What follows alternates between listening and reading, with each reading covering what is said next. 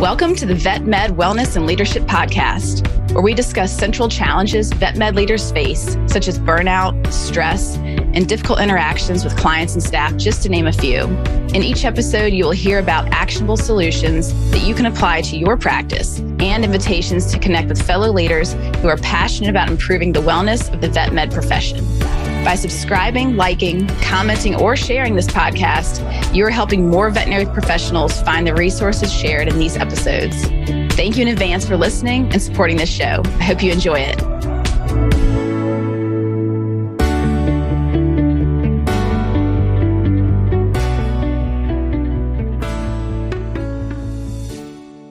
All right, hey everybody, Crystal Stokes here, and joining me today is Dr. Jaynes, Director of Veterinary Affairs with PetSmart Charities.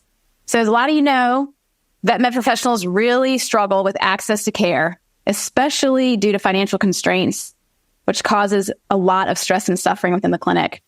Today, we're going to learn how PetSmart Charities is addressing this problem by increasing access to care.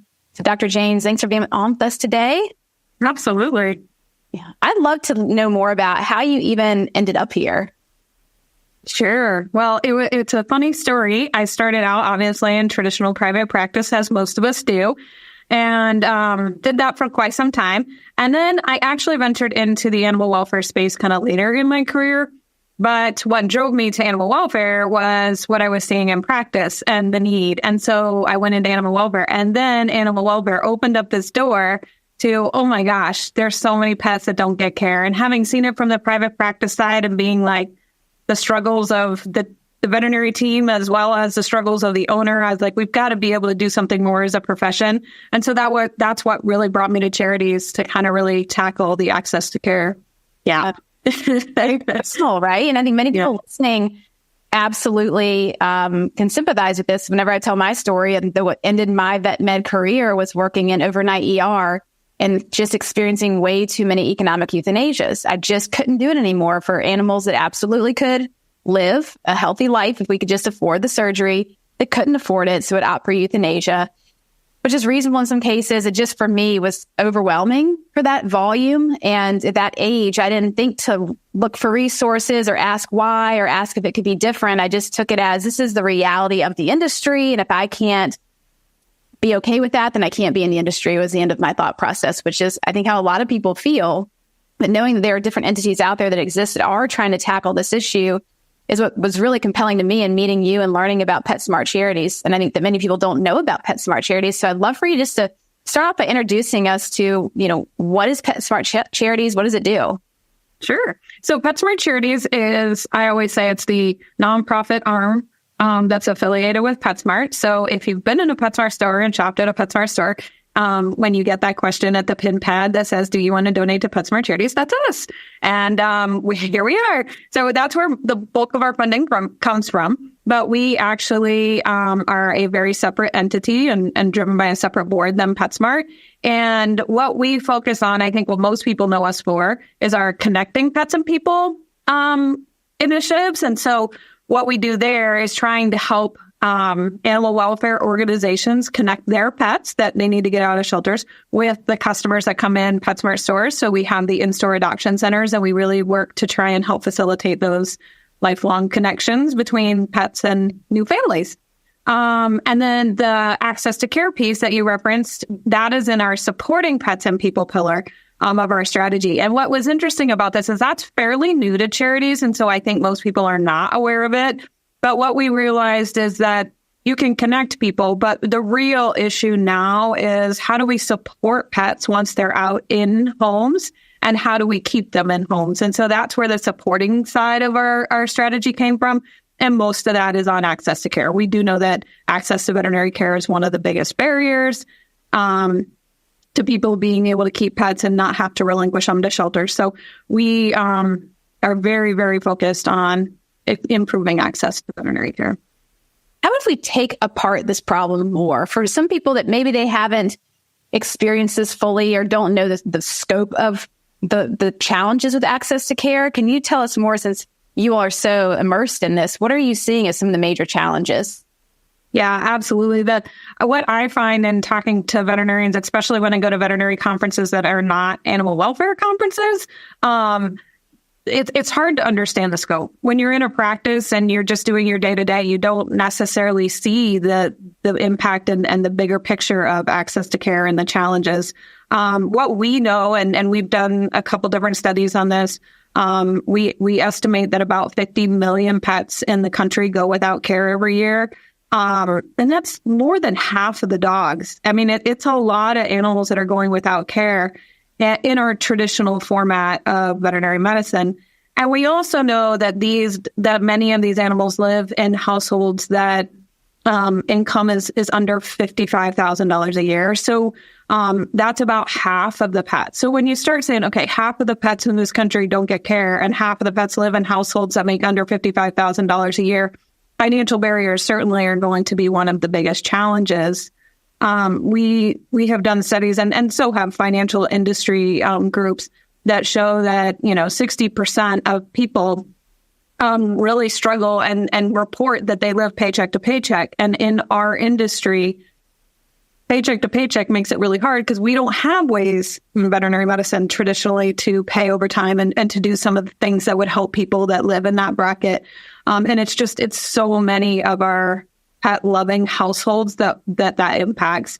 So that really is where the need is. And we hear a lot as an industry about, is there a shortage of veterinarians? Is there not? And is there, different things that keep coming up? And it's like, well, if you just were servicing the people that could afford care, you might have a different outlook than if you start looking at the people that can't afford care and the pets that are going without care. And if you start to incorporate those pets into our traditional thing, then we definitely know we have a shortage because we're having a hard time keeping up with those that can pay for it. So I think the picture is much bigger than what a lot of people realize.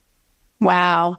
Do you all feel that location also affects this for people that they're trying to get access to care? Maybe they technically could afford it, but they're not able to get there. Like it's just too far away or they're just too remote.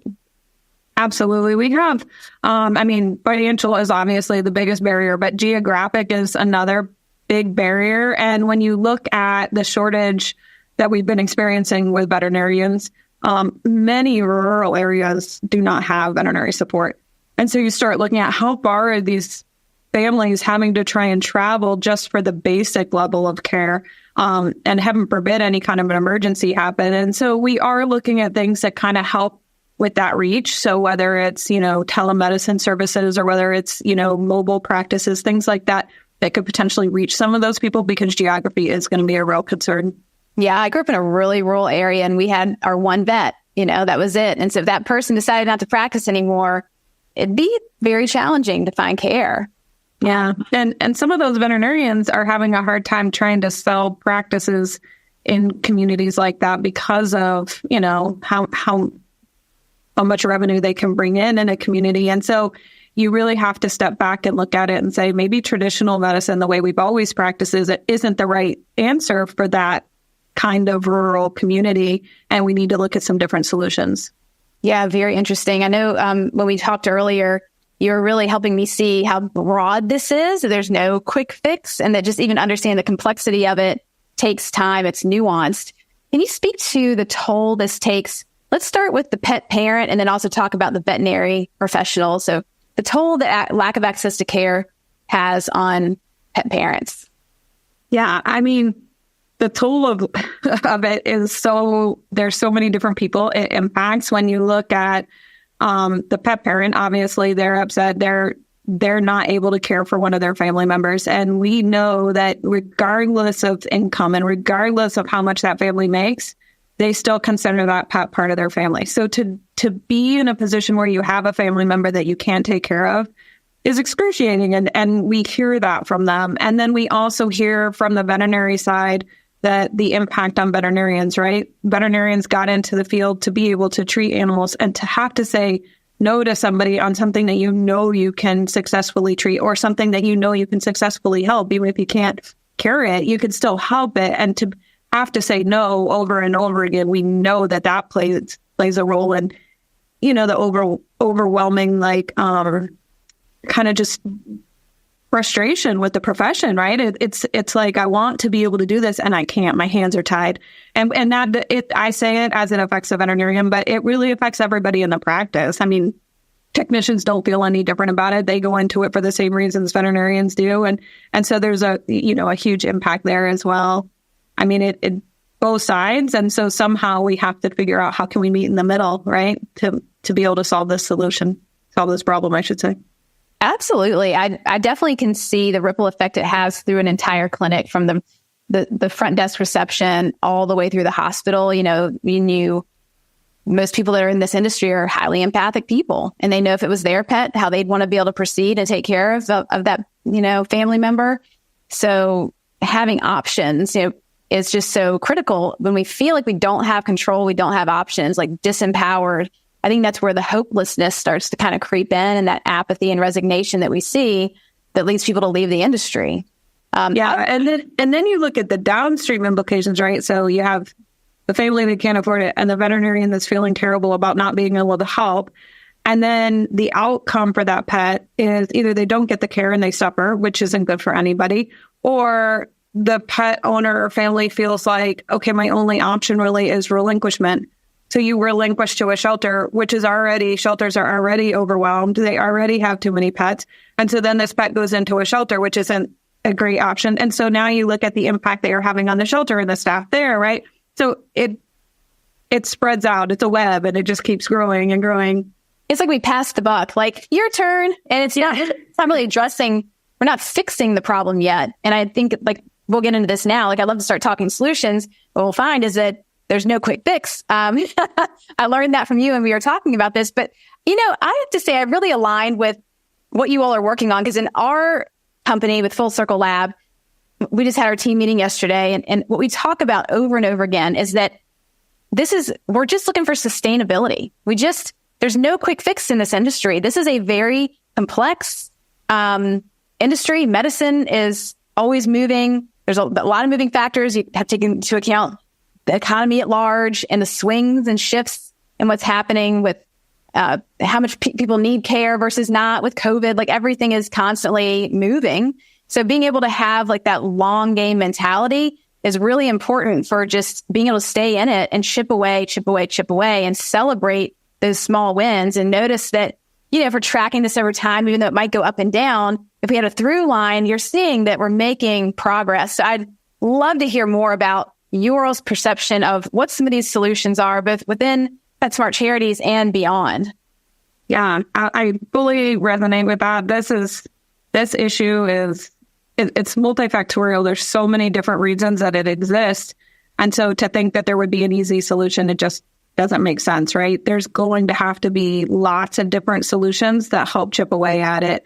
And I suspect, I don't have data on this, but if I were looking at it, I think with our current economy, we should almost set ourselves up for the idea that this is probably going to get worse before it gets better, because the solutions that are being looked at and the things even that Charities works on every day, they're not things that are quick fixes.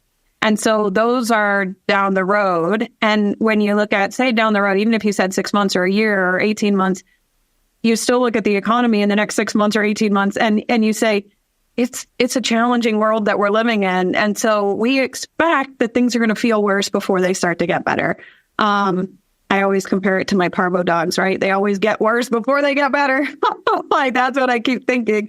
So it's one of those things where it's like, I try not to ever set anyone up for this is going to be easy, because then it's like you expect to see change right away and you don't, and you get disappointed, right?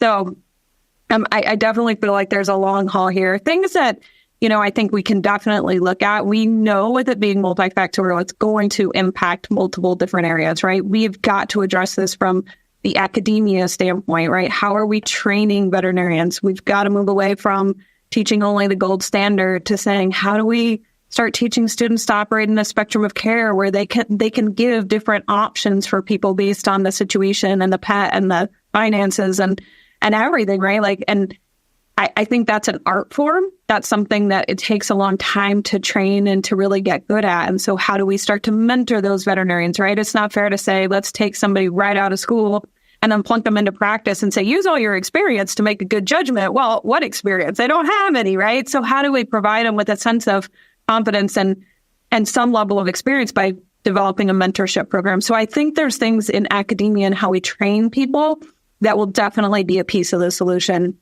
I think the other thing that we have to realize as a profession is this is an all hands on deck approach. We have to have everybody working on it. Like I say, it's academia is a piece of it, but nonprofits can't solve this alone either.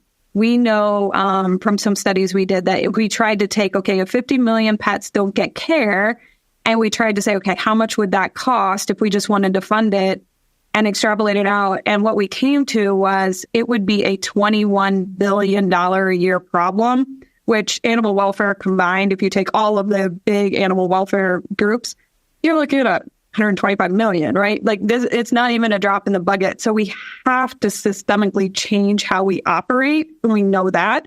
I think we touched a little bit on academia. I think that's a piece of it. But even within nonprofits, like we work with a lot of low cost care providers. They can't solve this on their own either. There's no way you're going to have enough low cost care providers to be able to provide all the work. And same thing with for-profit. You take for-profits and I speak at veterinary conventions and you hear this all the time. Well, how can I help? I've already got enough clients. I don't really need it. Well, this issue is expanding and more people are being impacted by it. And for-profits have a niche that they can do as well, right? So everybody needs to play their role. And then when things start moving, I think we'll start seeing traction and we'll start to see the issue get better. Oh, but it's going to be all hands on deck. Absolutely. I got to give a shout out to an organization I'm a huge fan of. They go by TCAP, but they're called the Texas Coalition for Animal Protection. And they have multiple clinic locations, and they're really focused on low-cost spay and neuter. They also do a variety of other services, but they really are just wonderful at supporting pets and pet parents, and even pets that don't have parents, so animals without homes that need low-cost services. The team is amazing. They are so behind the mission. It's a nonprofit. And the dedication to this movement of providing access to care, it just lights the entire team up. They are an incredible group of people, and I'm just so impressed with the work that they do. And so I see like there are these little snippets all over that are pulling and trying to pull the giant sled. And I hear what you're saying is like, how can we bring all this together, like be more united on the front of what we're working on? Yeah, I love hearing stories like that because they energize into why we do what we do, right? You hear success stories and you hear how many pets they're able to help and how many pets would not have gotten care otherwise. And we have partners like that across the country.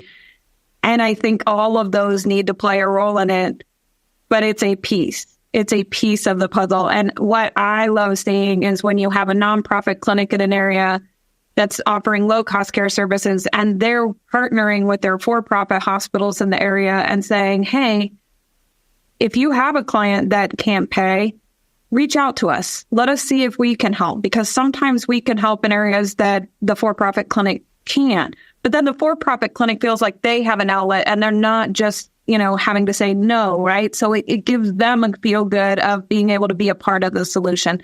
And sometimes I say it's all hands on deck, but part of the solution for a for-profit may be as simple as knowing where you have people that can help, right? It might be just know your community. And so I think those are every little bit of it is a piece of the bigger puzzle.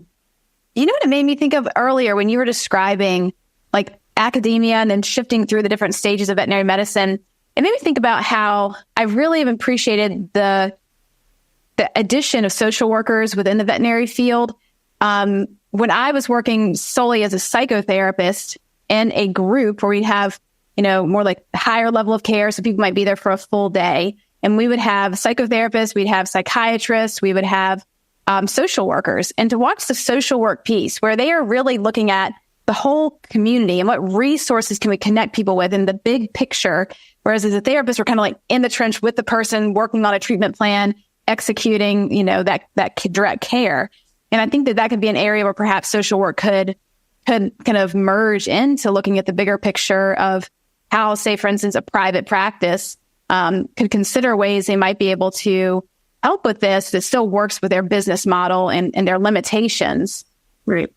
Right. Yeah. And I think social work is definitely a field that's growing. And I love it because veterinarians and probably technician staff and receptionists aren't necessarily trained to know how to work with different types of people and people from different backgrounds and people from different types of communities. And so having resources there that can help guide discussions and help say, how do you help people that aren't like you, right? Not everybody sees it the way you do. And how do you help those people and do it in a way that's non-judgmental and do it in a way that feels good for everybody, that you as a veterinarian felt like you were able to add value, and the owner felt like, wow, you really saw my way of thinking and you really tried to meet me where I'm at, right? And I say that a lot, like, how do we meet people where they are so that it feels good on both sides? And so I think social work really has kind of highlighted some of the tools and things that we can do differently as a profession. And I can't wait to see what else comes out of the work they're doing. Me too. I agree. It's really fun to watch it evolve.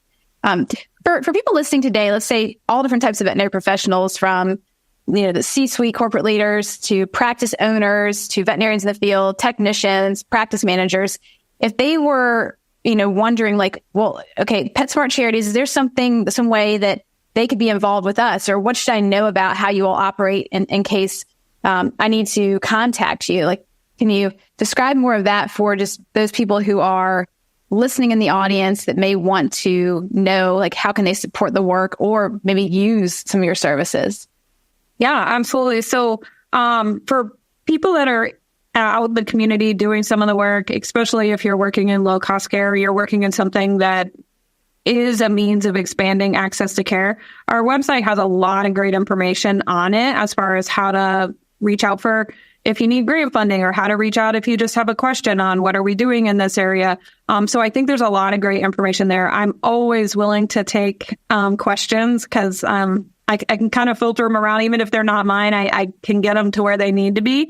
But we are always open to new ideas. One of the categories that I lead is innovation. And what I like about innovation is no one really knows what it means. And so I can really say, okay, if a new idea comes up from somebody out in the community and they say, I want to test this and see if it improves access to care, I can be like, hey, that sounds like a reasonable idea. Let's look at this. And then, it gets into, well, how would we want to test this, and putting together a proposal. But those are all things that, to me, those are the fun things, because I don't have all the great ideas. I can tell you that. It's not going to come from me. But I love hearing ideas that are out in the real world that people go, this would really make a difference, then let's test it. That's what we're here for. And so I really, if people have ideas, even if they don't want to do it themselves, but they want to throw the idea out, throw it out there and let me see if I can find somebody that wants to take it on, right? So like, however people want to engage is great. They can reach out directly, or information on the website. I totally got bit by the bug when I lived in the Palo Alto area, the Silicon Valley bug of startups and so much innovation, and just seeing what happens when people are given permission to really think outside the box and have some way of actually testing the idea. Because sometimes there's no means to actually test it out. So I think it's so fun that you all have the ability to support some more innovative initiatives and see what sticks. Well, and it's funny because the veterinary profession, at least from my experience, and I don't want to totally age myself, but I've been around a while, and I look at it and I go, wow, we've been pretty consistent. We haven't really changed a ton. I mean, little things here and there, yes, for sure. Advancements in medicine, yes, like things like that. But as a profession and how we operate, we've been a pretty consistent profession. And I think now is the time, and there's no better time, to say, how do we shake it up a little bit? How do we do things differently and see what we can have come out of it? So about a year ago, I had somebody come to me and they said, we really want to test payment platforms. And how could you do payment plans within a clinic and prove that they're not as scary as what we once thought they were? And when I got out into practice, you didn't do that. You didn't take payment plans because you were going to get burned, right? And that's what everybody was taught. And now we know, we have research coming in that shows people actually do pay back their bills for the most part, right? You always are going to have some level of a delinquency rate, but that delinquency rate is probably a lot lower than what you would expect. And how much more care could you provide if you were able to offer a payment plan? And so these are some of the things that we're testing that, once we start getting results and can start sharing that externally to anybody that's interested, it'll start to raise awareness that just because we thought payment plans were the devil, maybe there's a way to do this differently. So rethinking some of our old thoughts that maybe aren't quite so true anymore and trying to figure out ways to do it differently.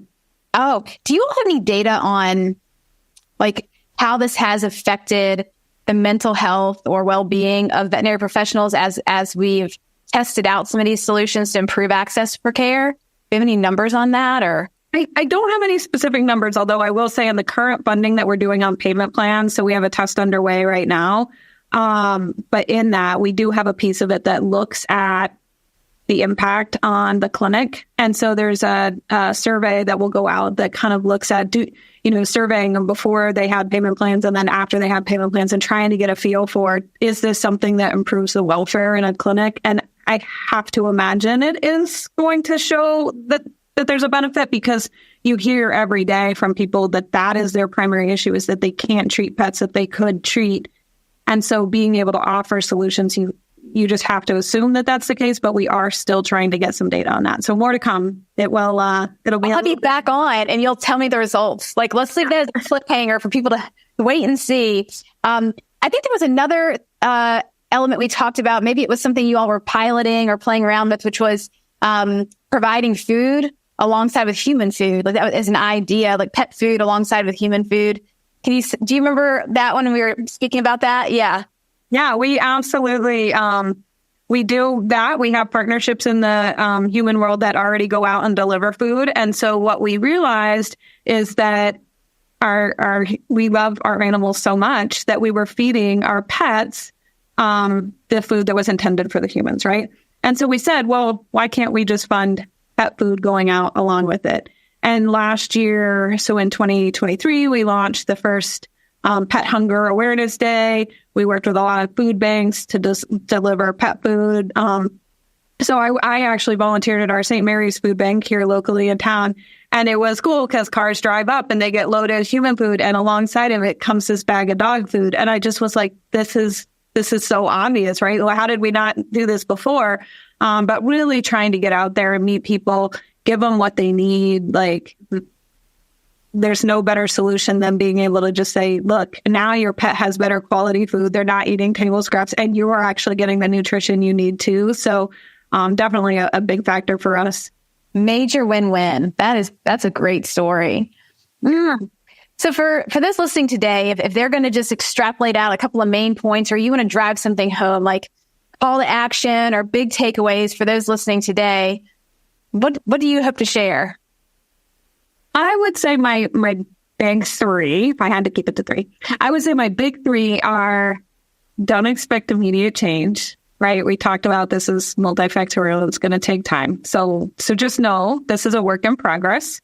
I think another thing is being open to change, right? As a profession, I feel like we do get a little bit of blinders on and no, we can't do that. We've done this before. It didn't work, or that's not going to work because of this. And it's like, let's just kind of try and step back and say, we've got a problem in the profession. We know it. Let's throw things out there and try it. The worst that can happen is we find that it doesn't work. It fails. We test it and it doesn't work. Then no harm, no foul, right? You move on and we try something else. But being afraid of change, I think, is even worse, because then we won't get any of those really cool ideas, going, because we're afraid to even and really test them. But I think that's probably my second. And then just really knowing that this is everybody's problem. This is not yours alone.